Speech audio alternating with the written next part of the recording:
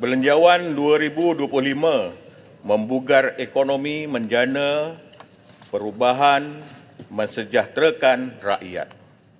Adalah belanjawan terbesar ketimbang yang sebelumnya, iaitu sebanyak ringgit Malaysia 421 bilion.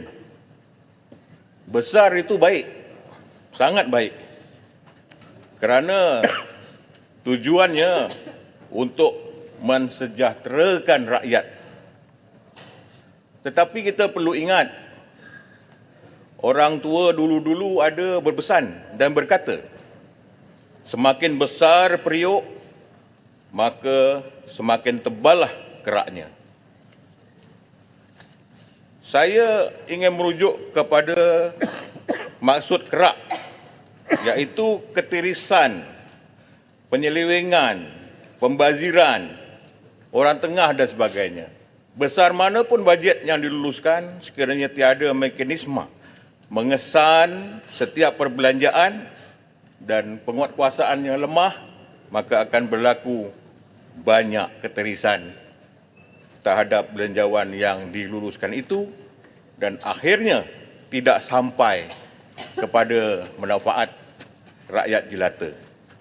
Izinkan Datuk Yang Dipertua, sahabat Bernam membawa isu tempatan, iaitu isu ternakan lembu secara lepas, tiada kandang, tiada diikat dengan tali, tiada padang ragut, yang mana pengusaha penternak lembu ini dia melepaskan lembunya, merayau-rayau dan hanya memantau sekali-sekala, kira kalau ada yang hilang. Dan apa yang menjadi masalah ialah lembu ni dia makin lama makin banyak kerana dia membiak. Jadi apabila dah terlalu banyak, dia masuk ke kawasan-kawasan penempatan, kediaman, kampung-kampung. Dia makan tanaman penduduk kampung, membuang najis merata-rata. Begitu juga di taman perumahan, di hospital juga di Sabak Bernam, Hospital Tengku Ampuan Jemaah, pagarnya dah runtuh. Saya dulu pengurusi lembaga pelawat, kami ada inisiatif pasang kawat berduri, pun runtuh. Jadi lembu inilah yang menceroboh pada skala yang besar. Satu kawan kumpulan tu adalah dalam 200-300 masuk kawasan hospital. Jadi saya minta Kementerian Kesihatan sekali lagi supaya memberikan peruntukan untuk membina pagar Hospital Tengku Ampuan Jemaah Sabak Bernam yang banyak berjasa kepada masyarakat setempat dan sekitarnya, supaya pagarnya dinaik taraf. Untuk makluman yang Tuan Yang Bertua, sejak daripada mula dibuka 30 tahun dahulu sampai sekarang tak pernah dibaiki. Kalau di depan tu pagarnya elok pakai besi, tapi tolak dengan jari pun dah boleh runtuh sebab dah reput. Kalau kita masuk, Yang Berhormat, ya, nak tanya sikit boleh? Boleh, silakan. Tadi saya dengar tentang lembu ni. Jadi lembu tu, Yang Berhormat, dia boleh makan pagar tu, dia boleh robohkan pagar tu. Kuat betul lembu tu.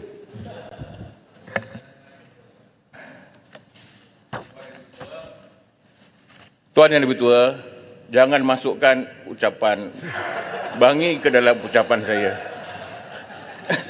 Lembu tu dia masuk nak makan rumput lah dalam hospital tu, dia redah pagar semua tu. Jadi, kalau kita nak masuk hospital, pesakit-pesakit ni, dia nak mendapat layanan yang bagus daripada jurawat, doktor dan sebagainya. Tapi Hospital Sabak Bernam ni masuk je sebelah pondok jaga dah ada lembu. 2-3 ekor, 10 ekor makan rumput.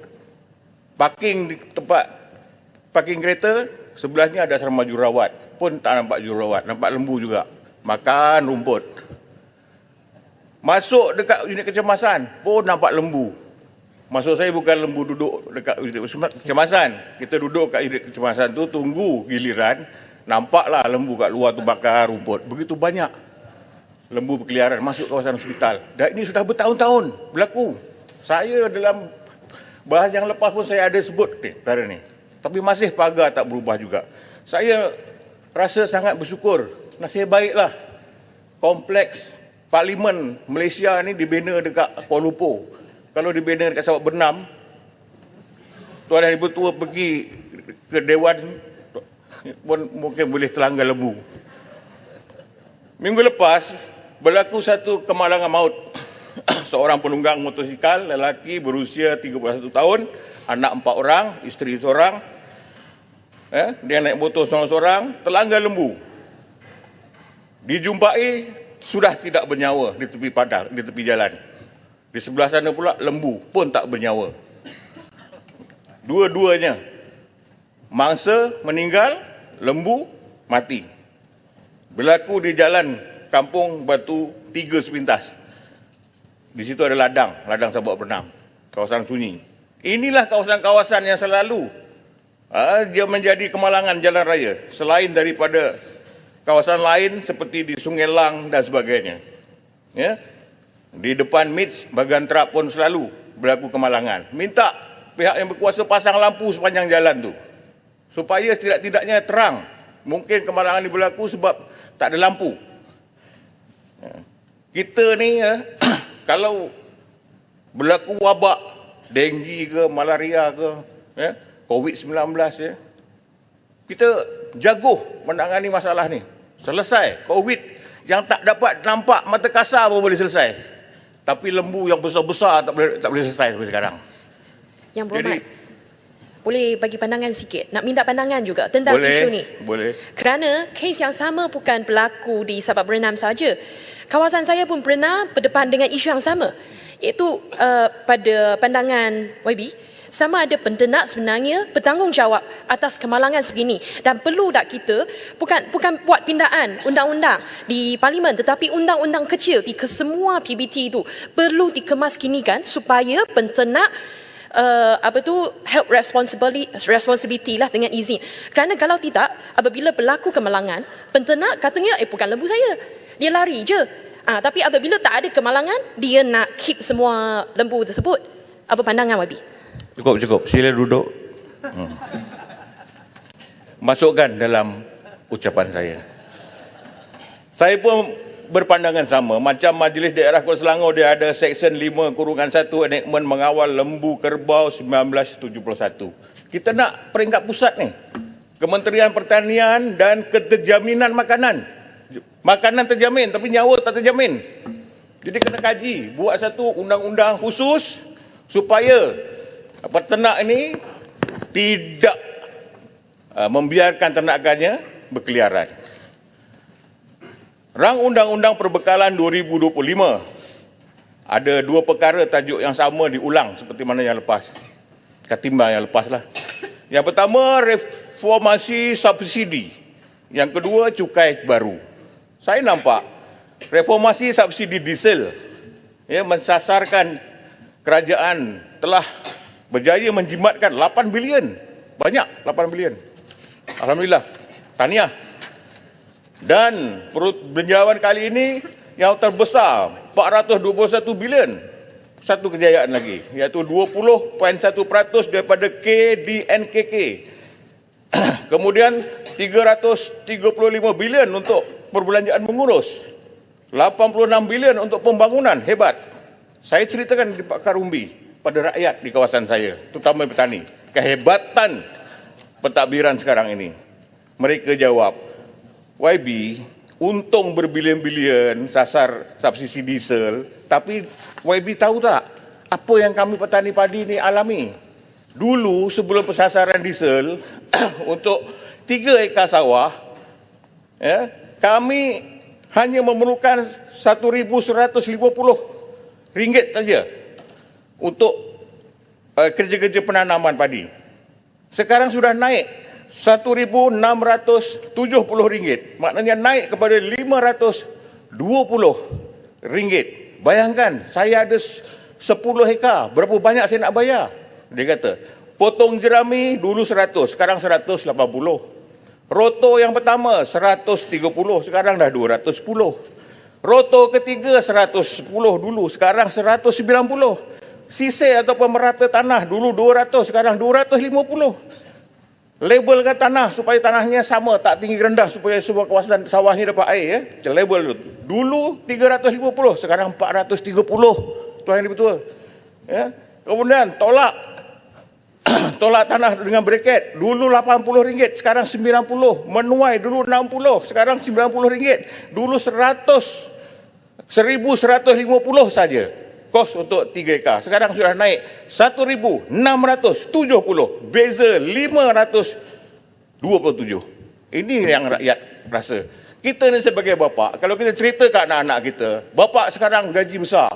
Bapa buat food kau panda, buat kerja macam-macam, sebulan dia buat 600. Tapi anak makan nasi, lauk ikan kering nak buat apa? Untung negara berjuta-juta, berbilion-bilion.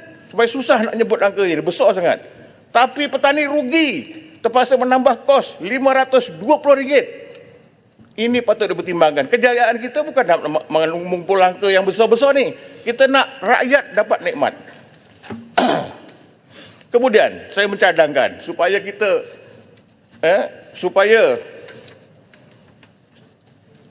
keluhan daripada penggiat seni lah.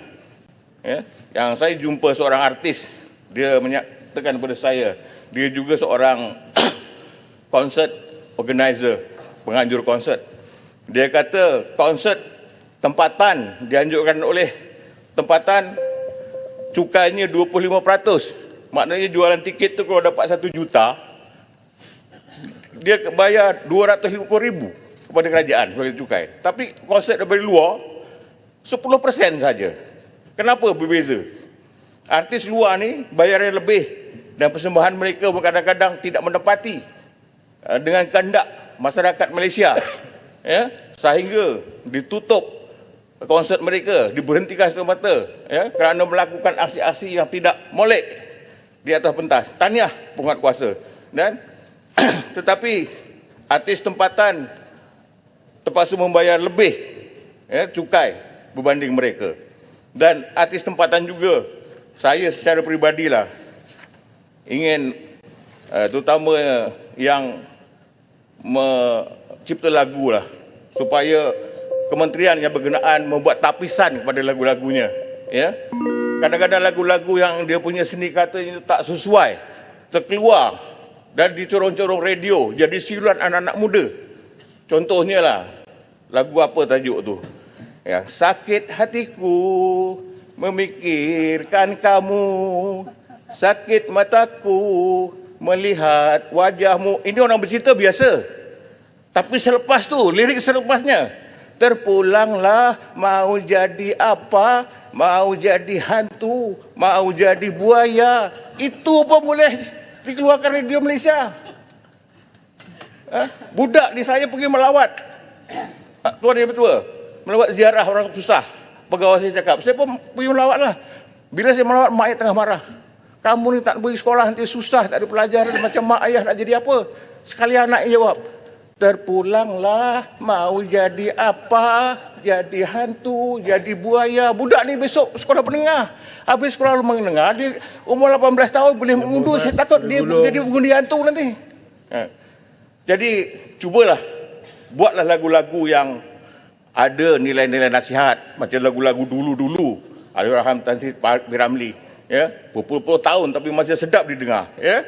Malam bulan di pagar bintang, makin indah jika dipandang. Bagai gadis beri senyuman pada bujang idaman. Orang dulu-dulu cipta lagu, dia tak direct. Jadi hantu, jadi buaya, jadi biawak, jadi tikus, kuala seduk, semua sebut. Lagu-lagu sekarang. Dia dulu berkias-kias, tapi kesaja bertahun-tahun.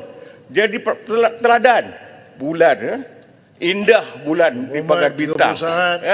Sebab itu sekarang ni ramai yang orang suka tengok bulan. Terima kasih Tuan Dipertua memberikan sedikit masa kepada saya, lebih tadi.